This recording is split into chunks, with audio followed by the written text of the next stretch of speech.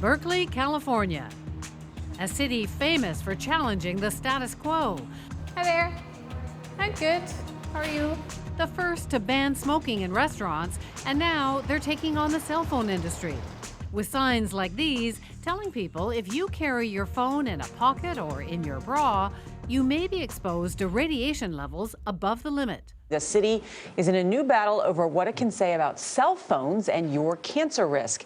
The cell phone industry has taken Berkeley to court over those signs, arguing they're alarmist. All we've done is to make sure that consumers are aware of this basis. The fight is expected to go all the way to the Supreme Court. They say that that message is baseless, that you have no scientific proof that there's any safety concern. All we are asking that stores do is provide the same information that the federal government mandates. U.S. and Canadian governments have long required companies to include a message in their phone or manual. But just try finding it. Control center? I can't find it, I'm gonna be honest.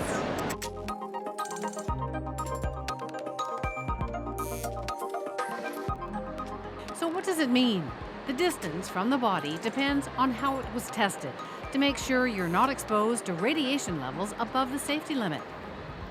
To find out more, we take some top-selling phones to a lab. The lab we're going to is one of many that's hired to test and certify the phones before they're allowed out on the market. Okay, so this is where we do the body measurements, is on the flat phantom. The testing guidelines allow phones to be tested up to 15 millimeters, that's a full 1.5 centimeters, away from the body. Those rules were devised back when many people carried their phones in holsters. So what happens when phones are tested the way you actually wear them? We'll roll this thing all the way up until it touches. The results are in.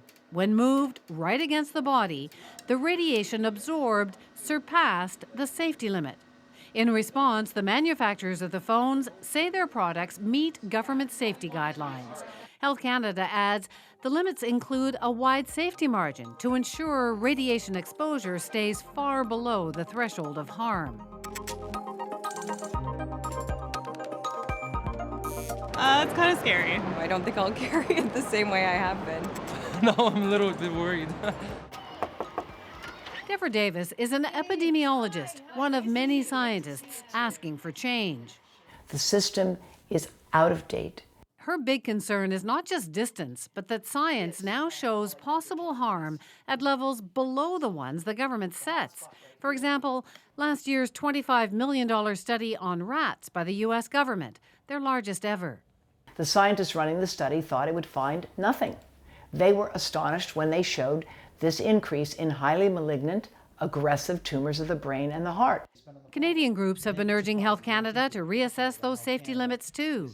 They're stuck in this quagmire of believing this science that's decades old.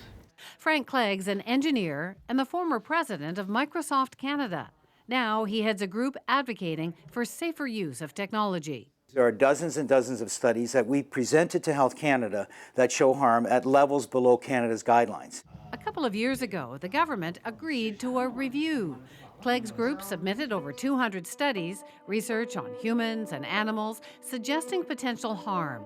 Everything from behavior changes to DNA damage and sperm abnormalities, all at radiation levels below what phones are tested for. Health Canada concluded the totality of the science does not support a link to harm. So how do you explain that? Health Canada's track record is atrocious. How long did it take to figure out tobacco? We asked to speak with Health Minister Jane Philpott, but she declined our requests.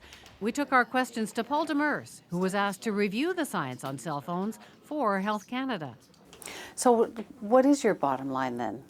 Are the way that we use cell phones now, are we safe? Well, I believe we are. The fact is we don't have, at least when I looked at the evidence last, we don't have the evidence to say that there are adverse health effects. There are other scientists that I respect who are more convinced. I think there's an opportunity for Canada to be among the leaders in the world, like Berkeley, California, to get the manufacturers' warnings out to say, look, be careful how you use the technology.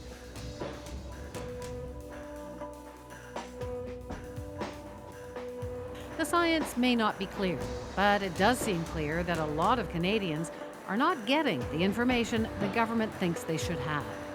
Wendy Mesley, CBC News, Berkeley, California. You can watch Wendy's full Marketplace report, The Secret Inside Your Phone, tomorrow night at 8 p.m. on CBC Television.